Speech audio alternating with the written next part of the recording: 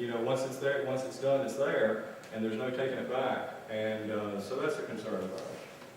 And of course, the legal with Freedom of Information Act and the requirements under that. And then in terms of human resources, I just heard a blurb about a study or a survey that was released sometime recently, and I didn't get the source of it. I think maybe it was the New York Times, but it indicated that of employees that had access to Facebook in the workplace, their productivity was 26% below the productivity of employees without access to Facebook at the workplace. Now, I won't stand behind that statistic and vouch for it, but, you know, we've all heard stories, and it stands to reason that that can be an issue. Then the other thing is what I alluded to earlier, etiquette.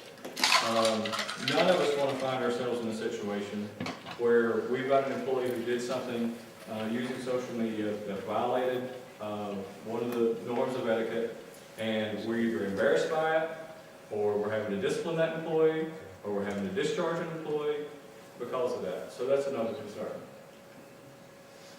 Now, what are the restrictions that Botetourt County has put in place? First of all, we don't allow any personal use of social media on any county equipment or county networks. Strictly verboten, none whatsoever. Secondly, in the workplace, employees have access to social media sites by exception.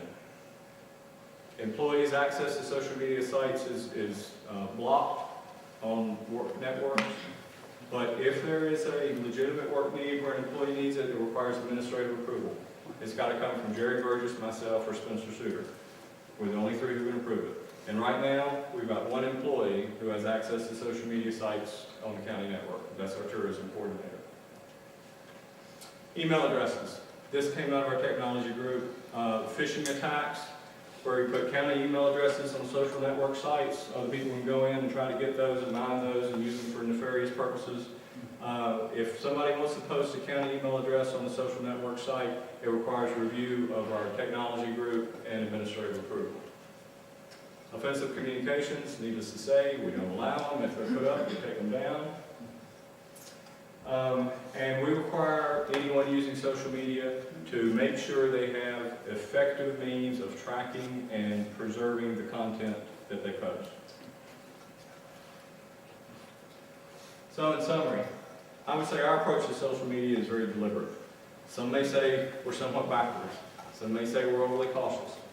But for the resources and the means that we have at our disposal to adequately measure, to adequately manage social media, we are taking a very deliberate approach to it. We use it upon a demonstrated need and or significant demand. And currently, those are found in the areas of marketing, tourism, and our sports complex, and in general government and public relations through our e-newsletter. We use it within existing resources, both staff and budgetary. And as I mentioned, we restrict access to and use of social media as a means of managing those risks. So in doing this, we're hopeful that we've been able to get on the bandwagon, and we're going to be able to ride it along and continue on that bandwagon, but avoid some of the pitfalls that can so easily entrap you. Thank you.